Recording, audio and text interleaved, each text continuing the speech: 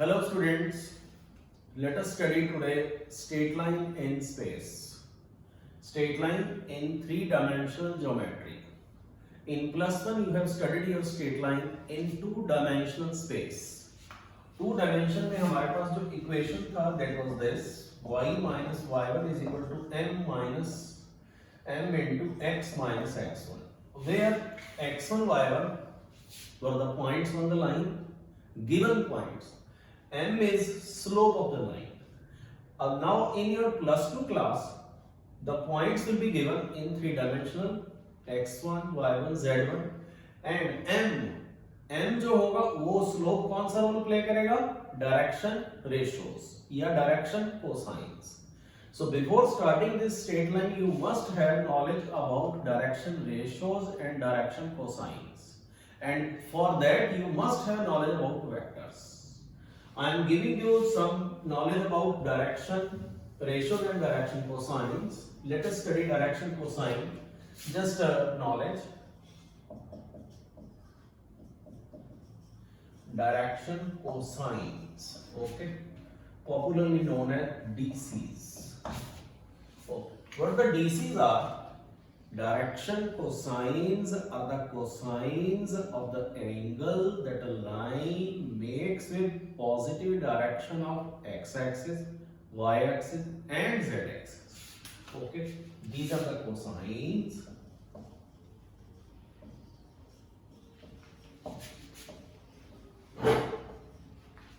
That a line makes with x-axis. Okay, x-axis पहले हम x-axis कहते हैं उसको या फिर हम कहते हैं base vector i cap, x-axis, y-axis and z-axis. Okay, these are the cosines of the angle. Plus one में हमारे पास जो था tan थीटा निकालना आसान होता था. tan theta is equal to p upon v. यहाँ हमारे पास कोसाइन निकालना आसान होगा क्योंकि cos थीटा जो होता है what is that? The angle between two vectors a dot b upon mod a into mod b. So that's why we are taking cosines. Okay. Now let a vector is, let R is a vector a I cap b j cap plus c k cap. Let it makes angle alpha, beta, gamma with x-axis, y-axis and z-axis of course. तो cos alpha क्या हो जाएगा बच्चे? R dot I upon I is what? A base vector with x-axis. R dot I upon modulus of R into modulus of I cap. Solve करके हमारे पास क्या आ रहा है? A upon root of a square plus b square plus c square. In the same way, what you are getting for cos alpha ये होगा? What is it? Cos beta. Now beta is the angle which that vector makes with y-axis. Y-axis के लिए हम लोग क्या लेकर के चलेंगे हम? J cap. So that is R dot j cap upon modulus of R into modulus of j. तो वो हमारे पास क्या आ जाएगा? B upon a square plus b square plus c square. Agreed? Now what will be cos alpha, beta, gamma? वो आपके पास आ जाएगा the same thing c upon root of a square plus b square plus c square. Agreed? So what are the direction cosines of the vector a I cap plus b j cap plus c k cap? So DCs are a upon root of a square plus b square plus c square, b upon a square plus b square plus c square and c upon a square plus b square plus c square. So इनको हम लोग नाम देंगे direction cosines का. Okay. Now seems to be a bit complicated. A upon this, b upon this, c upon this. So they have defined one thing more that is called direction ratios. Direction ratios. Now direction ratios. Direction ratios हम लोग किसको कहेंगे? Direction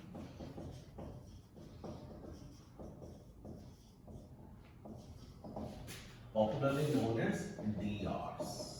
वो क्या थे? DCs, DRs। Now DRs are the numbers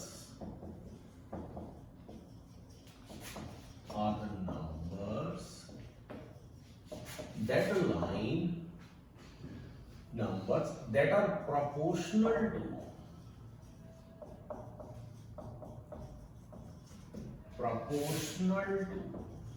direction cosines. ऐसे number जो कि डायरेक्शन कोसाइंस के प्रोपोर्शनल हो। ठीक है, जैसे हमारे पास पीछे डीसीज आए थे as DCs of R is equal to AI cap B J cap plus C K cap R। वो क्या बनाया बेटा हमने? A upon root of A square plus B square plus C square B upon A square plus B square plus C square C upon root of A square plus B square plus C square. तो D R क्या हो जाएंगे? A B C।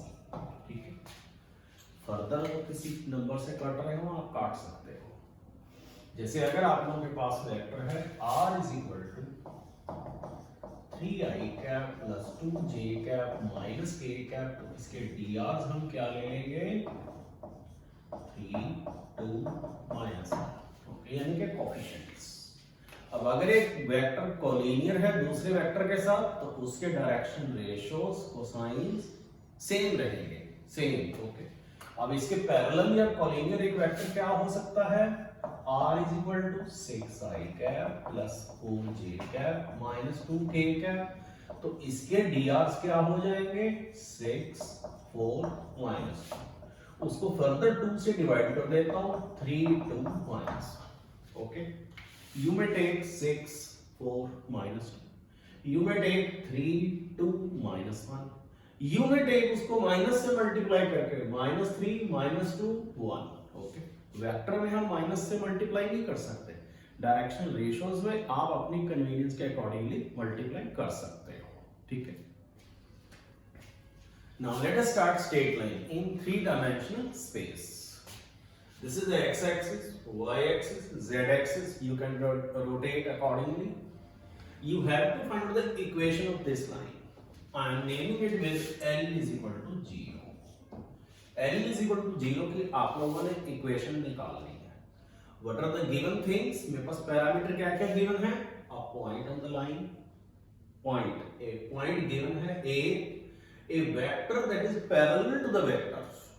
Parallel to the line. Okay. What are the given things? Point A, x1, y1, z1. Okay. A vector parallel to the line.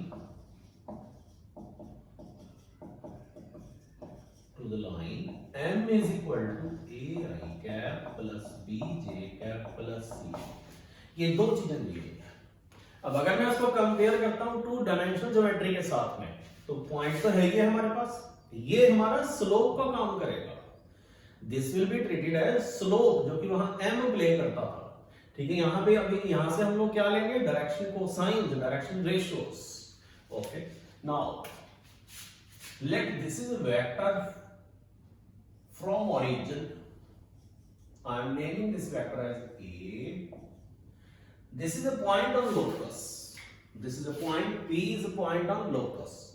Locus is what? It is a collection of point which satisfy a certain condition. Locus के ऊपर point जो है वो यहाँ भी हो सकता है, इधर भी हो सकता है, इधर भी हो सकता है, कहीं भी हो सकता है। I have to satisfy P irrespective of its position, whether it is here, here or there. So let us make this vector as R. जो भी लोकस के ऊपर आपने पॉइंट लेना है उसका पोजीशन वेक्टर R रखना है। जैसे वहां पे x और y रखते थे, यहाँ R वेक्टर को हम क्या लेके चलेंगे? x I cap, y j cap and z k cap. Now AP, vector AP is parallel to vector M. Okay, वो यहाँ हो, यहाँ हो, यहाँ हो, उसके तो पैरेलल रहेगा ही। सो AP will be equal to some lambda times m. whenever one vector is parallel to another vector, then that is one is scalar multiple of other. Scalar क्या आ गया यहाँ पे? lambda. AP को हम क्या लिखेंगे? Position vector of P minus position vector of A.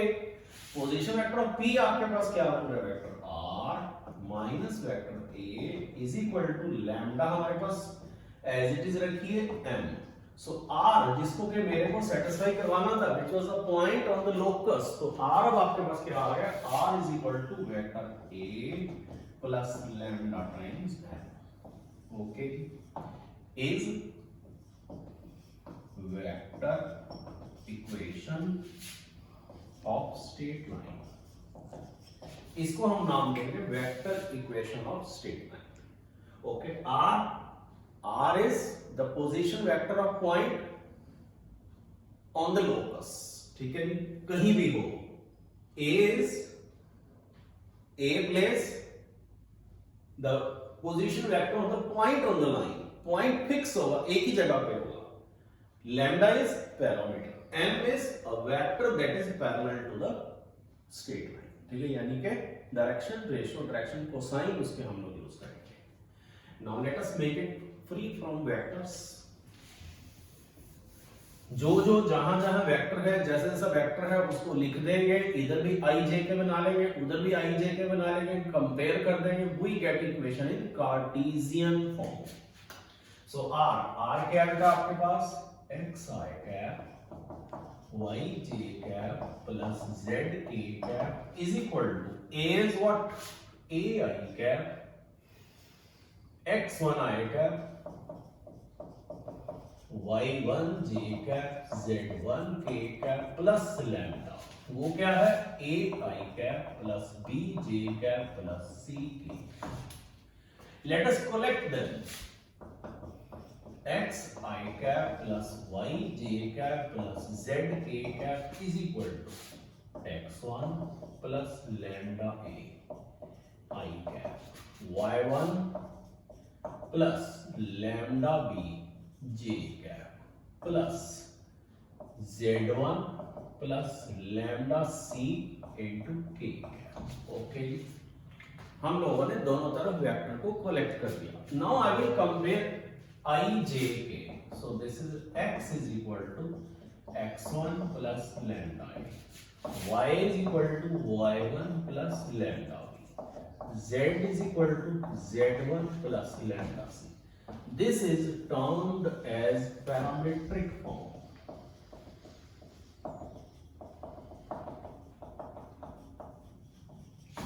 This is termed as parametric form. जहां कहीं भी हम लोगों ने स्ट्रेट लाइन के ऊपर कोई पॉइंट लेना होगा, हम इसी पैरामीट्रिक इक्वेशन का यूज करेंगे. Widely used. Keep in your mind, x is position vector of point on the locus.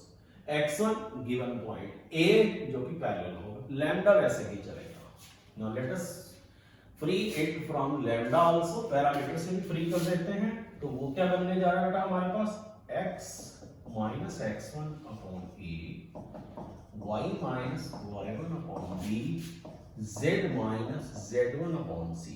Okay, is equal to lambda. उनको हमने इक्वेट कर दिया. This is termed as cartesian form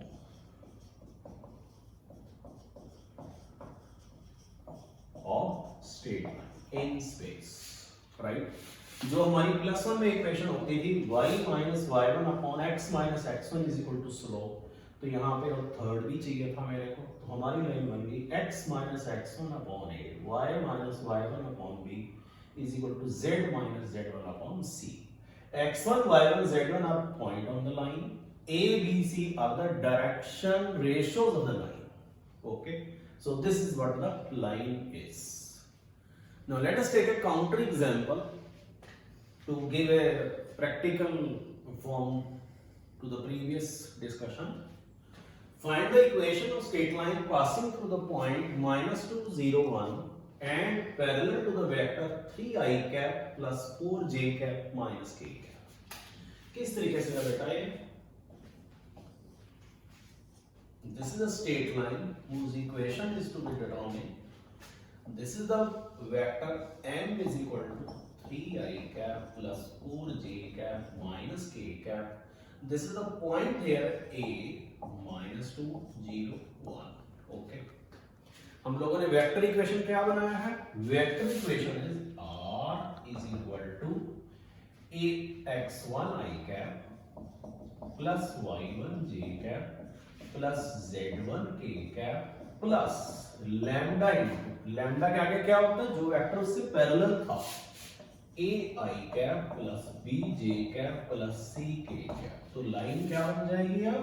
r is equal to x1 का role कौन play करेगा? Point on the line, -2 i cap वहां 0 है plus k cap plus lambda into 3 i cap plus 4 j cap minus k cap. तो इस equation को बेटा हम वेक्टर इक्वेशन कहेंगे।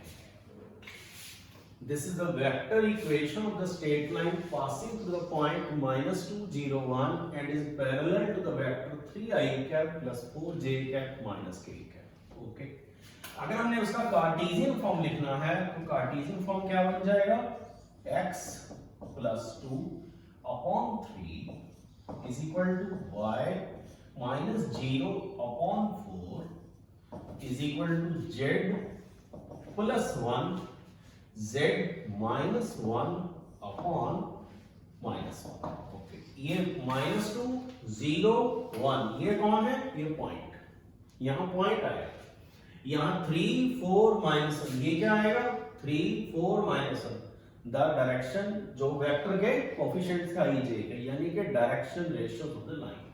तो हम कहेंगे point on the line is -2 0 1, direction ratio of the line are 3 4 -1।